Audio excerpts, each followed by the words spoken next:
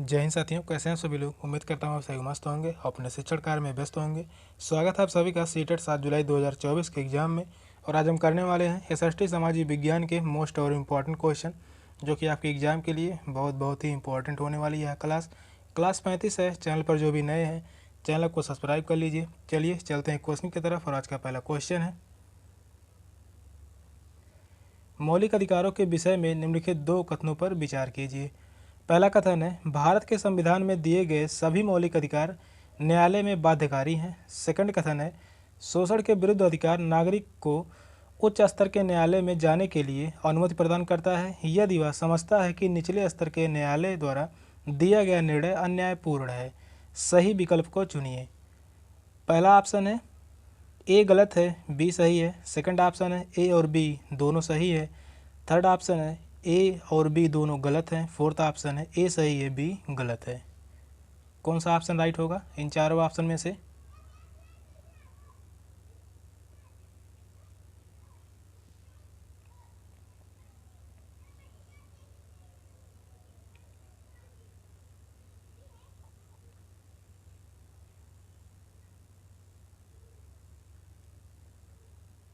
तो मौलिक अधिकारों के विषय में विचार करना है, चर्चा करना है। पहला कथन जो है वह भारत के संविधान में दिए गए सभी मौलिक अधिकार न्यायालय में बाध्यकारी हैं, तो पहला कथन सही है।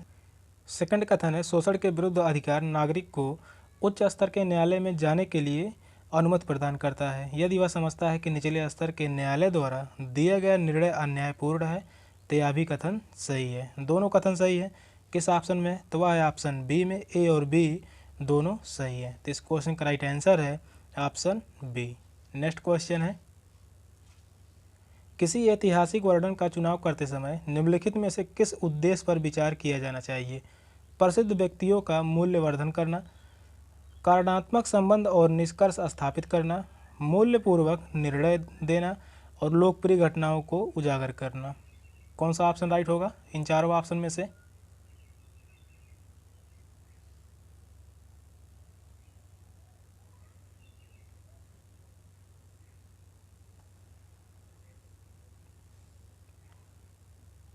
तो इस क्वेश्चन का राइट आंसर होगा ऑप्शन बी, कारणात्मक संबंध और निष्कर्ष स्थापित करना। तो इस क्वेश्चन का राइट आंसर है ऑप्शन बी। ऐतिहासिक विषय वस्तु का चुनाव करते समय शिक्षक को कारणात्मक संबंध तथा निष्कर्ष स्थापित करने पर विचार करना चाहिए। कारणात्मक संबंध तथा निष्कर्ष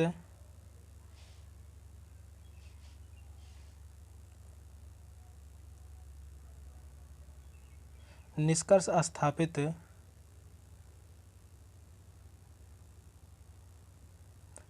स्थापित करने पर विचार करना चाहिए।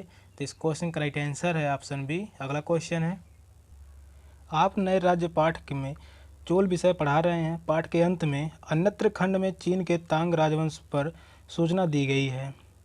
सामाजिक विज्ञान के शिक्षक होने के नाते इस पर विचार विमर्श करते समय आपका शैक्षिक विचार क्या होगा? पहला ऑप्शन है विद्यार्थियों को विश्व इतिहास से परिचित कराना। सेकंड ऑप्शन है विद्यार्थियों को रोचक तथ्यों के प्रति जागरूक करना और विद्यार्थियों को चीन के अतीत पर कल्पना करने का अवसर प्रदान करना, विभिन्न समाजों में ऐतिहासिक विकास की तुलना करना। कौन सा ऑप्शन राइट होगा?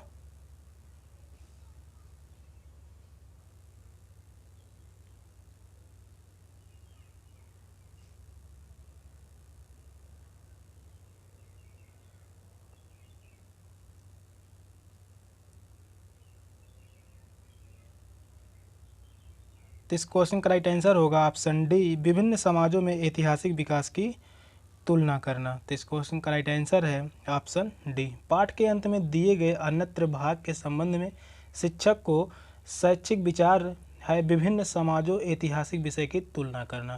तो इस क्वेश्चन का राइट आंसर है ऑप्शन डी। नेक्स्ट क्वेश्चन है, आप देखते हैं कि सामाजिक विज्ञान की कक्षा में विद्यार्थी कुछ पूर्वाग्रहों का प्रदर्शन करते हैं। आप अपनी सबसे उपयुक्त प्रतिक्रिया चुनिए। विद्यार्थियों को दंडित करूंगा, पढ़ाए जा रहे अध्याय को पढ़ाना बंद कर दूंगा, सामाजिक यथार्थ के आयामों पर एक परिचर्चा का आयोजन करूंगा, इन टिप्पणियों पर ध्यान नहीं दूंगा। कौन सा ऑप्शन राइट होगा?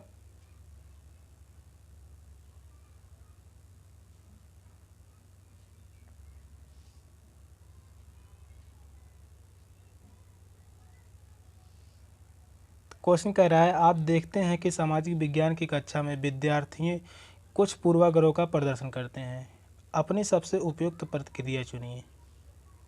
तो वह होगा सामाजिक की अर्थात के आयामों पर एक परिचर्चा का आयोजन करूंगा। तो इस क्वेश्चन का राइट आंसर है ऑप्शन सी, सामाजिक आयामों पर परिचर्चा करने से विद्यार्थी विविधता से परिचित होते हैं। किससे परिचित होते हैं? तो विद्यार्थी जो हैं वह विविधता से परिचित होते हैं। तो इस क्वेश्चन का राइट आंसर है ऑप्शन सी। नेक्स्ट क्वेश्चन है, सामाजिक और राजनीतिक जीवन पढ़ाने के लिए दिए गए उपायों ए, बी और सी में से सबसे उपयुक्त उपायों को चुनिए। तो व्यक्ति अध्ययन, परिभाषाएं, दृश्य सामग्रियां। ऑप्शन है ए और सी, सेकंड ऑप्शन है बी और सी, ए, बी और सी, ए और बी। कौन सा ऑप्शन सही होगा? 3 उपाय दिए गए हैं, सबसे उपयुक्त उपाय को चुनना है।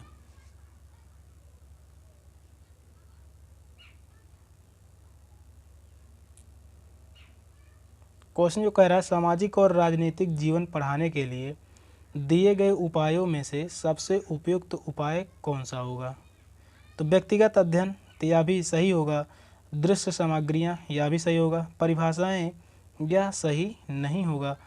तो इस क्वेश्चन का राइट आंसर होगा ऑप्शन ए और सी। तो इस क्वेश्चन का राइट आंसर है ऑप्शन ए और सी। सामाजिक और राजनीतिक जीवन में अध्ययन तथा दृश्य सामग्रियां शिक्षण की महत्वपूर्ण विधियां हैं।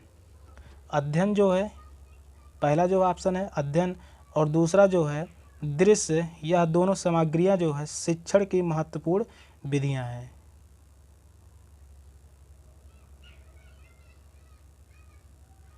शिक्षण की महत्वपूर्ण विधियां हैं।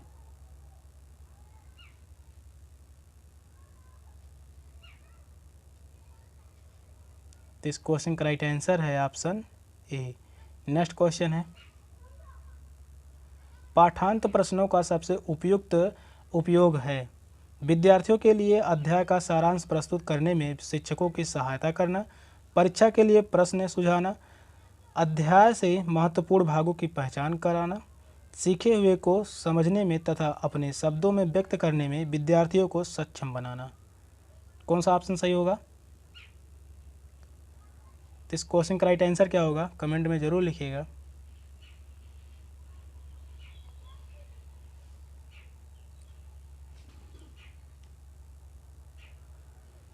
तो इस क्वेश्चन का राइट आंसर होगा ऑप्शन डी, सीखे हुए को समझने में तथा अपने शब्दों में व्यक्त करने में विद्यार्थियों को सक्षम बनाना। तो इस क्वेश्चन का राइट आंसर होगा ऑप्शन डी, सीखी हुई अवधारणाओं को समझने तथा शब्दों में व्यक्त करने में विद्यार्थियों को सक्षम बनाता है। तो इस क्वेश्चन का राइट आंसर है ऑप्शन डी। नेक्स्ट क्वेश्चन है,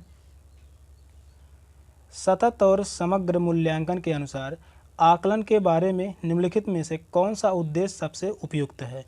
विद्यार्थियों की तुलना कर उनका रैंक निर्धारित करना, विद्यार्थियों को अंक देकर प्रेरित करना, विद्यार्थियों को उत्तर देने के लिए प्रोत्साहित करना और विषय वस्तु के बारे में विद्यार्थियों के प्रत्यास्मरण का परीक्षण करना। कौन सा ऑप्शन सही होगा?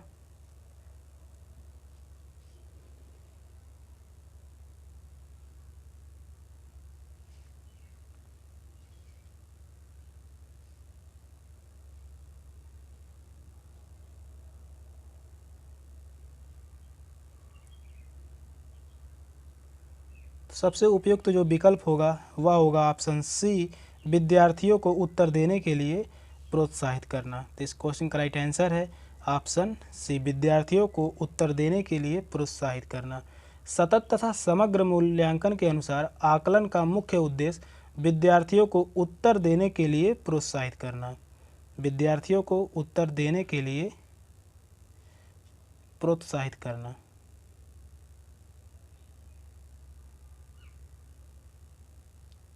तो इस क्वेश्चन का राइट आंसर है ऑप्शन सी।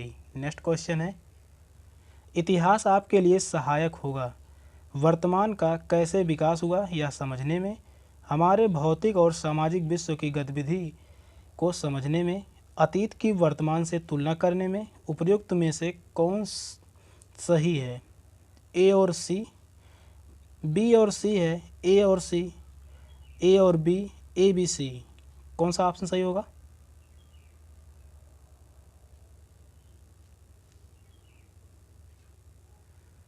क्वेश्चन जो कह रहा है इतिहास आपके लिए सहायक होगा, किस प्रकार से सहायक होगा वही बताना है। तो कौन सा कथन सही है इन तीनों कथनों में से?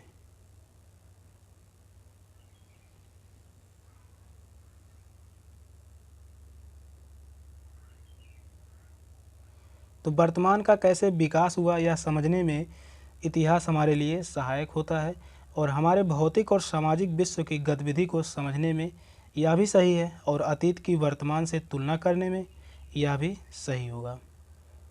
तीनों सही है, तो इस क्वेश्चन का राइट आंसर होगा ऑप्शन डी, ए, बी और सी। तो इस क्वेश्चन का राइट आंसर है ऑप्शन डी। अगला क्वेश्चन है, एक शिक्षक भारत के विभाजन पर प्राथमिक स्रोत पर आधारित एक कार्य योजना करवाना चाहता है। निम्नलिखित में से कौन सा प्राथमिक स्रोत नहीं है? पूछा है, नहीं है। उपन्यास, आत्मकथाएं, समाचार पत्रों का पूरा लेखागार और मौखिक इतिहास, कौन सा ऑप्शन सही होगा?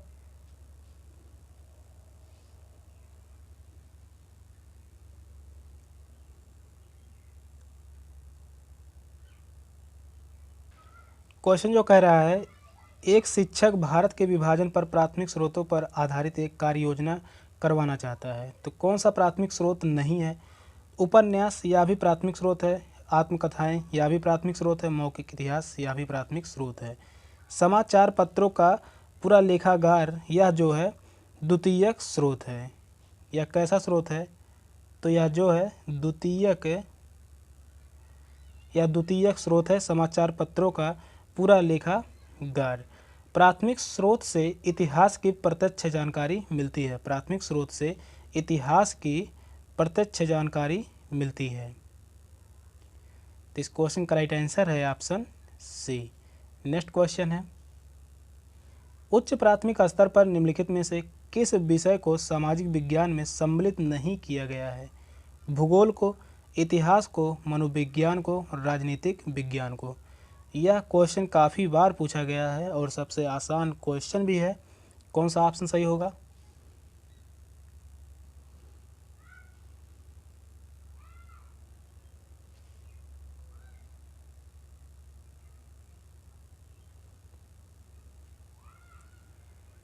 तो इस क्वेश्चन का राइट आंसर होगा ऑप्शन सी, मनोविज्ञान। मनोविज्ञान को सामाजिक विज्ञान में सम्मिलित नहीं किया गया है। तो इस क्वेश्चन का राइट आंसर है ऑप्शन सी।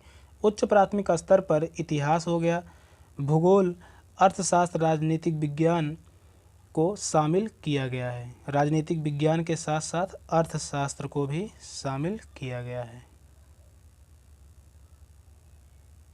तो इस क्वेश्चन का राइट आंसर है मनोविज्ञान। मनोविज्ञान को सामाजिक विज्ञान में सम्मिलित नहीं किया गया है। नेक्स्ट क्वेश्चन है, जब विभिन्न संदर्भों में रहने वाले दो व्यक्तियों की स्थितियों पर कोई वर्णन दिया जाता है तब सामाजिक विज्ञान शिक्षक को अपने विद्यार्थियों को प्रोत्साहित करने का प्रयास करना चाहिए, जिससे कि वे उनके माध्यम से प्रस्तुत सूचना का परीक्षण करें, उनमें से आदर्श पात्र की पहचान करें, उनमें जाति, वर्ग, लिंग विभेद करें, उस वर्णन के पात्रों के बारे में मूल्यपूर्वक निर्णय करें। कौन सा ऑप्शन सही होगा?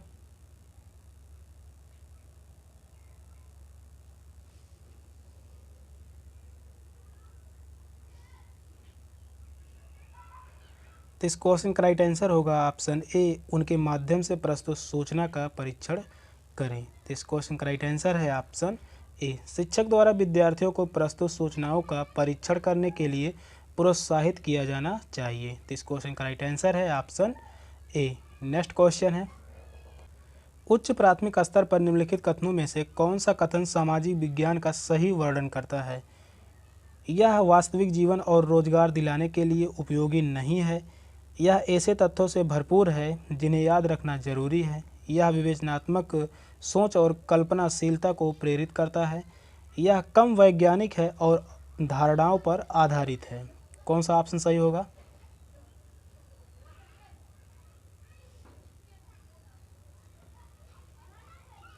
क्वेश्चन जो कह रहा है उच्च प्राथमिक स्तर पर निम्नलिखित कथनों में से कौन सा कथन सामाजिक विज्ञान का सही वर्णन करता है? तो वह होगा यह विवेचनात्मक और सोच और कल्पनाशीलता को प्रेरित करता है। तो इस क्वेश्चन का राइट आंसर है ऑप्शन सी, यह विवेचनात्मक सोच और कल्पनाशीलता को प्रेरित करता है। नेक्स्ट क्वेश्चन है सामाजिक समानता के सिद्धांतों को सुनिश्चित करने के लिए निम्नलिखित में से कौन सा मानव मूल्य सर्वाधिक महत्वपूर्ण होगा? पहला ऑप्शन है प्रतिस्पर्धा, सेकंड ऑप्शन है परस्पर आदर, थर्ड ऑप्शन है दक्षता, फोर्थ ऑप्शन है उपभोक्तावाद। कौन सा विकल्प सही होगा?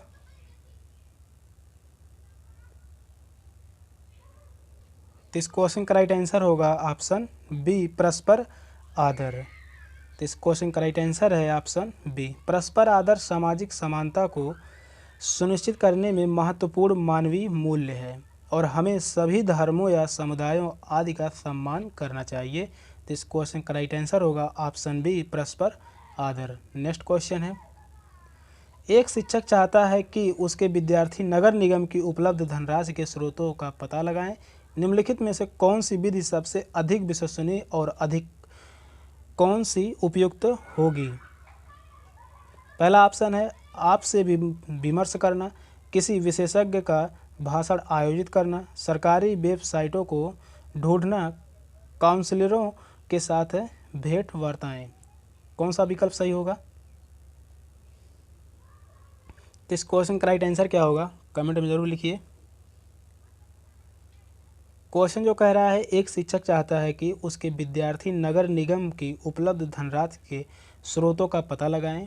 तो निम्नलिखित में से कौन सी विधि सबसे अधिक विश्वसनीय और अधिक कौन सी उपयुक्त होगी? यहाँ पर डैश है तो भरना है, तो वह होगा काउंसलरों के साथ भेंट वार्ताएं। तो इस क्वेश्चन का राइट आंसर होगा ऑप्शन डी, नगर निगम की उपलब्ध धनराशि के स्रोत का पता लगाने के लिए विद्यार्थी के उनके पार्षदों को साथ साक्षात्कार करना चाहिए और साक्षात्कार जानकारी प्राथमिक स्रोत है। साक्षात्कार जो जानकारी है यह जो है प्राथमिक स्रोत है, प्राथमिक स्रोत है साक्षात्कार जानकारी। तो इस क्वेश्चन का राइट आंसर होगा ऑप्शन डी। नेक्स्ट क्वेश्चन है निम्नलिखित में से किस विषय सामग्री को पाई आरेख के द्वारा सबसे अच्छी तरह प्रदर्शित किया जा सकता है? समुद्री लहरों का वितरण, तापमान का वितरण, वायुदाब का वितरण, जलाशयों का वितरण। कौन सा ऑप्शन सही होगा? तो इस क्वेश्चन का राइट आंसर क्या होगा?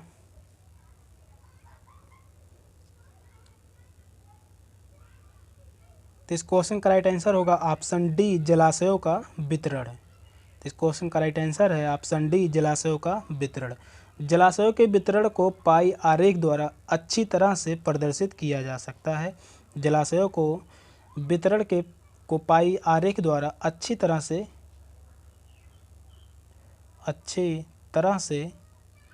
प्रदर्शित किया जा सकता है। तो इस क्वेश्चन का राइट आंसर होगा ऑप्शन डी। सेशन का लास्ट क्वेश्चन था। क्वेश्चन कैसे लगे कमेंट में ज़रूर बताइएगा। चैनल पर नए हैं तो चैनल को सब्सक्राइब कर लीजिए। मिलते हैं फिर अगली क्लास में, तब तक के लिए बाय बाय, टेक केयर, जय हिंद।